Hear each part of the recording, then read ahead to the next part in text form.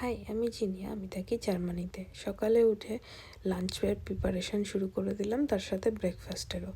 Tofu নিয়ে নিলাম 50 গ্রাম মতো মেপে, সেটাকেই একটু অলিভ অয়েল দিয়ে হালকা ফ্রাই করে নিলাম, আর আগের দিনের ওভারনাইট ওটসটা খেয়ে নিলাম।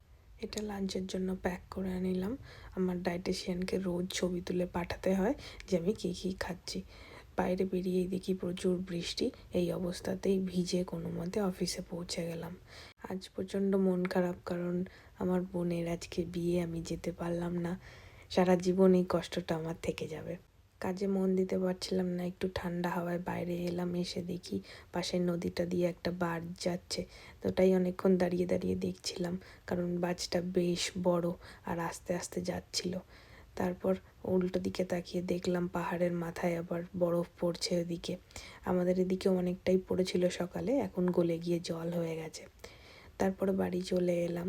বাড়িতে এসে টুকটাক জিনিস নেওয়ার ছিল, সেটার জন্য বাইরে গেলাম, সে ভিজে বাড়ি এলাম। তাড়াতাড়ি বাড়ি এসে আর একটু ভিডিও কলে বোনের বিয়েটা দেখলাম। দেখে একরাশ মন খারাপ নিয়ে রান্নাঘরে এলাম, কারণ ডিনার এবং কালকের জন্য সব প্রিপারেশান করে রাখতে হবে, কারণ সকালে উঠে সময় পাওয়া যায় না।